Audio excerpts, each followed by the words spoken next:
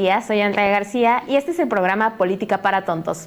En esta mesa de análisis me acompañan la periodista Camila Gómez y el analista Sebastián Rocha, ambos especialistas en el Poder Judicial. Hoy comentaremos sobre cómo se constituye la nueva Suprema Corte de Justicia y los cambios legales que se hacen posible con su nueva conformación. Además, revisaremos quiénes la integran, cómo fueron designados y qué trayectoria profesional pues los respalda. Finalmente, analizaremos las principales polémicas que rodean a esta nueva Corte. Asimismo, veremos el futuro que habrá en torno a la nueva Corte de Justicia. El lunes 1 de septiembre se presentó un cambio histórico y sin precedentes en el Poder Judicial de la Federación en México. Se habla de una nueva era de la Suprema Corte de Justicia de la Nación. Los ministros, magistrados y jueces electos por la ciudadanía asumieron sus cargos. Para iniciar, ¿cómo se constituye la nueva Suprema Corte de Justicia de la Nación y qué cambios legales hicieron posible su conformación actual? Sebastián, Camila, bienvenidos a este espacio. ¿Ustedes cómo ven esta nueva conformación? Muchas gracias, Andrea, por el espacio, por la invitación.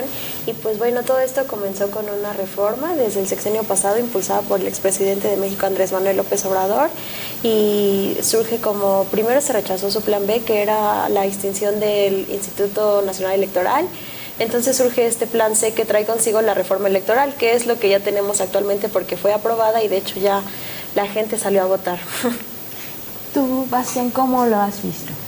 Pues mira, creo que este tema de la Corte es muy importante porque la gente sí quería un cambio en el Poder Judicial, ¿no? O sea, sí es cierto que había corrupción, pero queríamos más que nada elegir sí a los ministros, ¿no? Porque hay que recordar que antes el presidente era quien los ponía, ¿no? Y eso creo que siempre ha sido antidemocrático, porque si bien se votaba en el Senado, al final de cuentas, si el Senado rechazaba esas propuestas, el presidente ponía a quien era más a sus intereses, ¿no?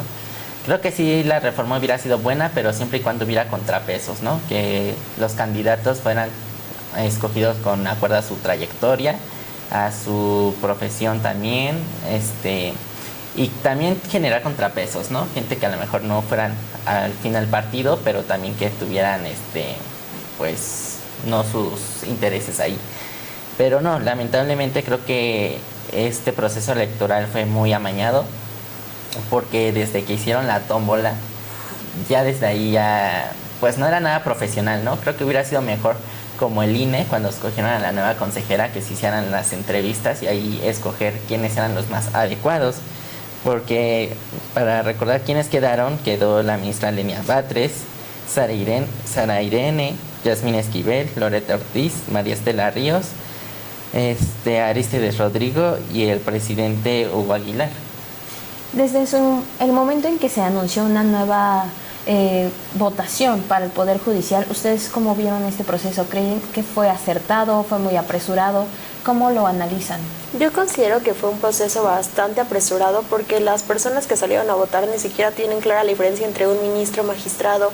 Entonces yo considero que fue un proceso bastante apresurado y pues se vio como al aventón, perdonen que lo diga así, pero en los acordeones, las personas que salían en el acordeón, muchas personas terminando siendo las elegidas. Entonces, pues considero que es como dice Sebastián, son los allegados, fueron las personas que llegaron al poder, personas como Lenia Batres, su cercanía siempre, nepotismo. Sí, claro. Yo pienso que, igual como comenta Camila, creo que es un proceso que le faltó. Y en el periodismo creo que también fallamos, ¿no? ¿Por qué? Porque la gente no tenía tampoco mucha información al respecto sobre, como bien dices, qué hace un magistrado, qué hace un juez. Y es que la realidad es que para elegir la cantidad de jueces en este país es enorme, ¿no?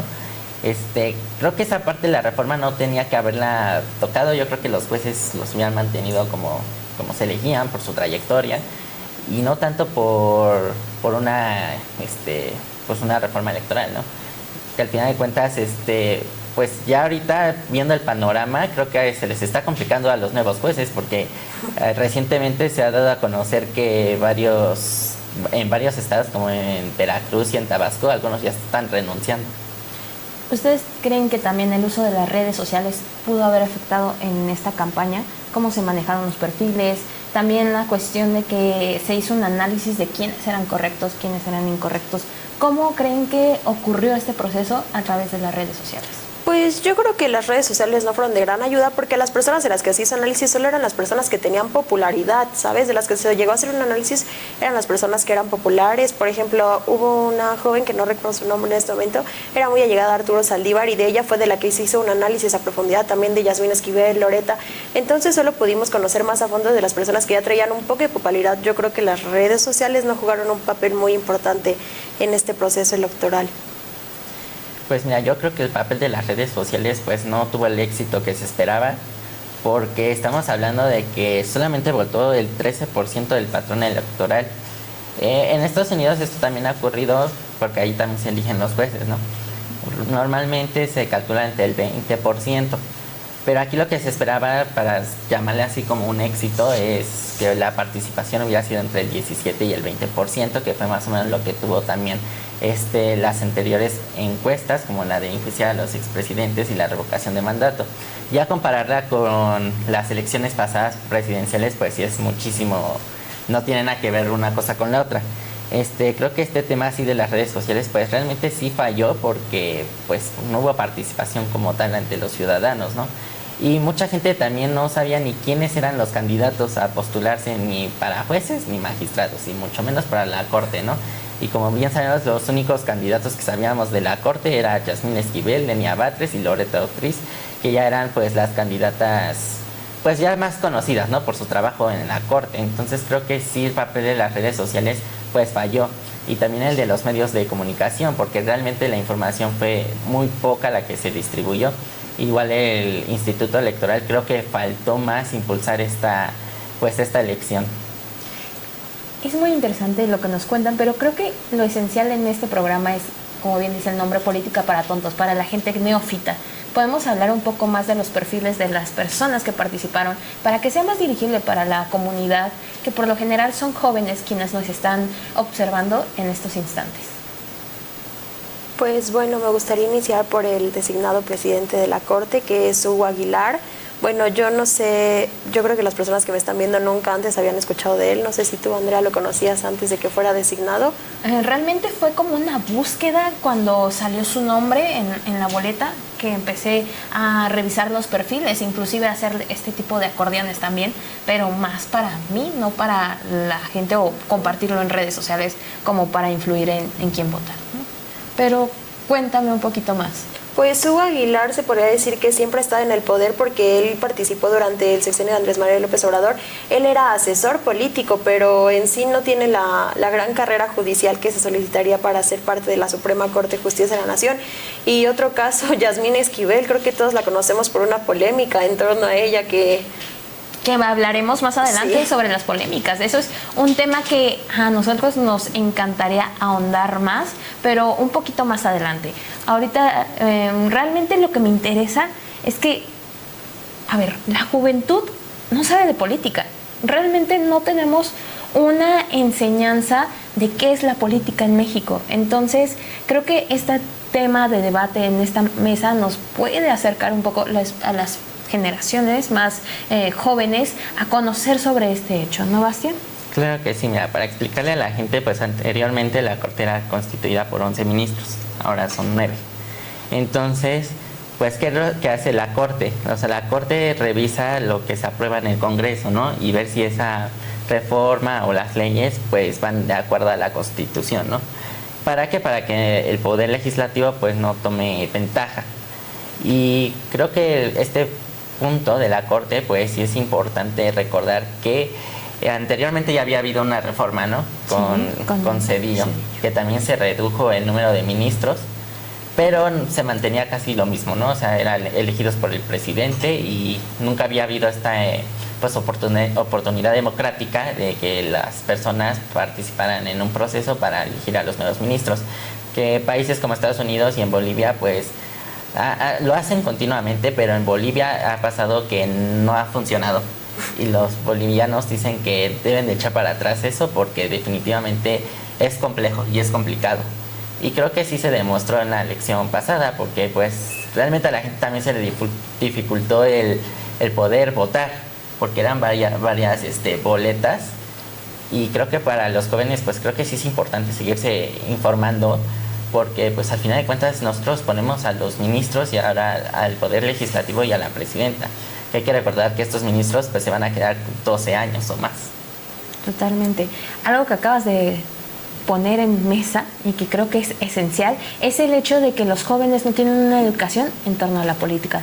¿Creen necesario que en las escuelas se empiece a hablar más de estos temas, que haya una apertura e inclusive que los candidatos en próximas elecciones pues no solo se queden en universidades, porque ya son mayores de edad, sino que se acerquen más a los jóvenes, a enseñarles, a orientarlos sobre estos procesos? Sí, yo creo que es muy necesario que de alguna forma se inculque una materia, y más ahora que vamos a elegir a los ministros, porque como comentó Bastián, ¿quién nos va a amparar entonces? Ellos son los encargados de revisar que las legislaciones, leyes que los diputados y posteriormente senadores aprueban.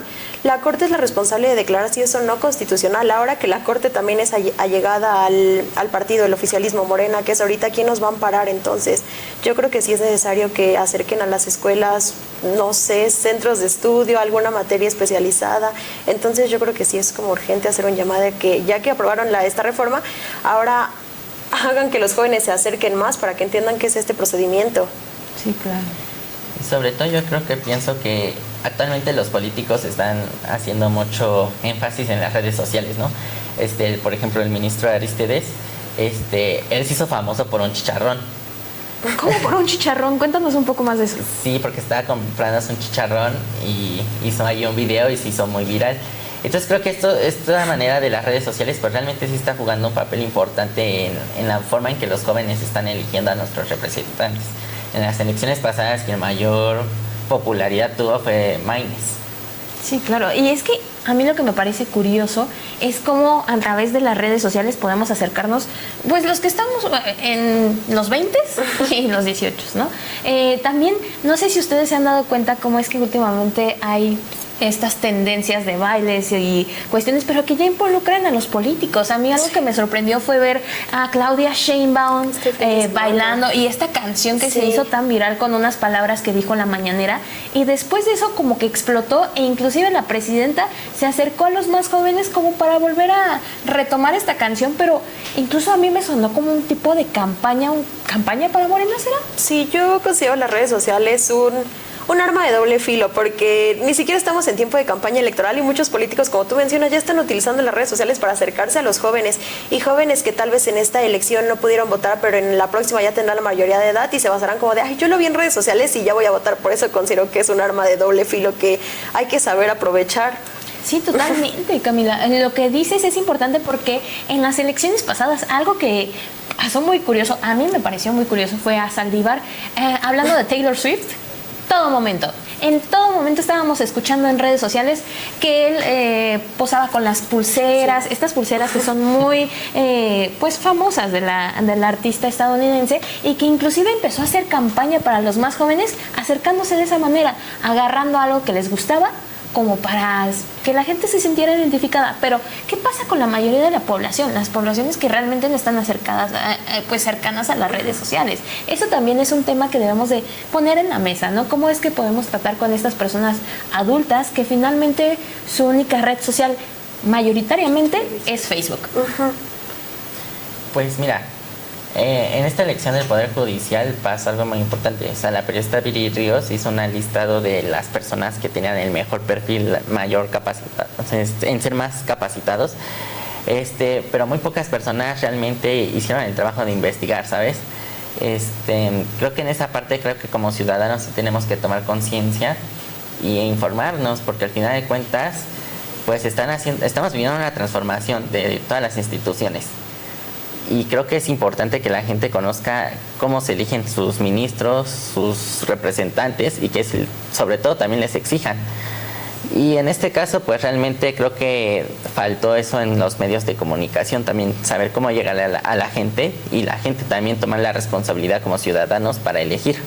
Es que creo que también el papel de los medios de comunicación se ha visto permeado por toda esta nueva boom en el paraje de las redes sociales, ¿no? ¿Cómo es que debemos de interactuar también como medios, como periodistas?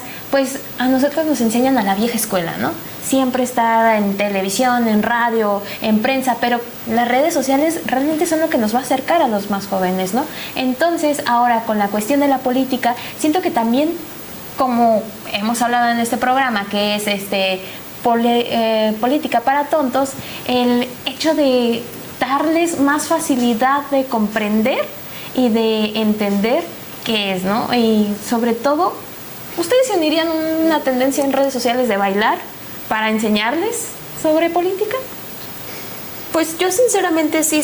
O sea, yo creo que lo que necesitamos es actualizarnos y de alguna forma emigrar. Si ahorita lo que está vigente son las redes sociales y de esta forma yo voy a llegar a los jóvenes, pues yo sí estaría dispuesta a hacerlo, porque creo que lo que quieren en la actualidad es brevedad. Si ellos van a ver un video de 1 minuto y esto les va a ayudar más que prender un canal de televisión, yo la verdad sí me actualizaría, y aunque hiciera un tren bailando, pero que entiendan por qué es importante en la próxima elección elegir a sus ministros y magistrados, yo sí lo haría. No sé tú, Bastián. Sí, incluso los memes, ¿no? De las legislaturas o de las sesiones que hay. Sí. De ahí ya sale mucho contenido y creo que la gente sí se puede llamar la atención, ¿no? Pero sí, o sea, creo que las redes sociales van a jugar un papel muy importante tanto en México como en todo el mundo, ¿no? Y lo estamos viendo en todas las campañas electorales. O sea, desde canciones que se hacen virales, eso realmente ha pegado muchísimo. Por ejemplo, a MC le sirvió bastante en las elecciones presidenciales y por eso se ganó gran parte del público joven. Entonces creo que los políticos deben de buscar la manera de cómo atraer a la gente, pero también nosotros los ciudadanos y los periodistas también debemos de cómo hacer que la gente pues se interese en la política, que es una realidad. O sea, a partir del sexenio de López Obrador, la gente se involucró en la política, porque realmente antes pues mucha gente ni participaba en las elecciones intermedias, y en las anteriores realmente sí hubo un gran porcentaje de participación.